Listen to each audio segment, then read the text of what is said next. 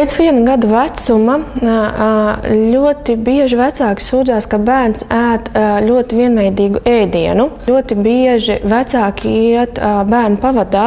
Bērnam visu laiku saņemot tos pašus piena produktus var radīt dažādas veselības problēmas. Vecākiem ir vienmēr jāpiedāvā visi ēdienu grupas, neskatoties to, ja viņš atteiksies pirmajā reizē no šī ēdiena, vai viņš atteiksies 10. vai 100. reizē no šī ēdiena.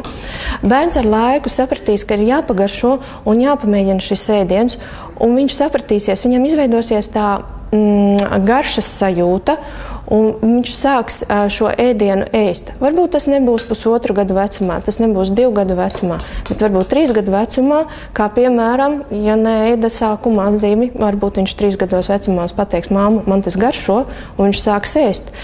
Un jāatzīmē to, ka līdz 7 gadu vecumam vecākiem ir ļoti jāpievērš uzmanību, ko bērni ēd. Ko vecāki iemācīs ēst bērniem līdz 7 gadu vecumam, to viņi saņems arī pēc 7 gadu vecuma, kad bērns aizies uz skolu. Ja, piemēram, 2-gadnieks, 3-gadnieks, kurš aktīvi kopē vecākus, redz, ka tēvs pie televizora izgūlies ēd čipsus, tad būs diezgan bezcerīgi bērnam sākt stāstīt, ka ir jāēd veselīgi pie galda virtuvē, un jāēd tas, ko mammīte ir nolikusi, tas būs diezgan nesekmīgi, jo bērns šajā laikā ļoti aktīvi redz, ko dara vecāki. Tad jāsāk ar to, ka mājās ir vajadzīga ēšanas kultūra, un tas būtu pirmkārt ēšanas disciplīna. Tas nozīmē, ka bērni, kuri dārziņā parasti ēd labi, un tas ir ļoti bieži, un tas ir ļoti raksturīgi, ka mammas pasaka dārziņā, auklītis saka, viņš ēd labi, viņš ēd regulāri, noēd visu. Vecāki pasaka, kā bērns ir mājās, tā viņš nēd, viņš niķojās, viņš ēd to, ko viņš grib.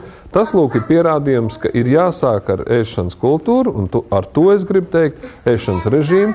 Un tiešām tas ir ļoti svarīgi, jo tās ir nereti galvenās zāles, lai sakārtot ēšanu. Nedot neko starp ēdienu reizēm.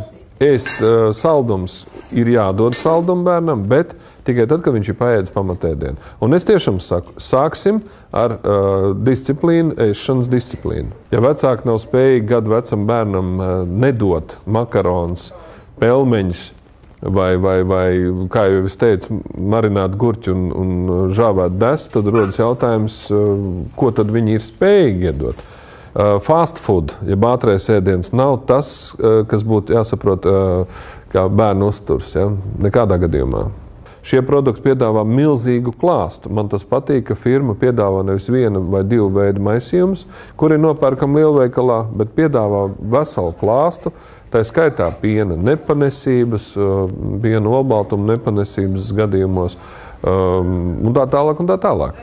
Ja, kad, teiksim, mēs varam runāt arī par to, ka firma ir atbildīga par produkciju, ko viņa ražo, dod garantijas.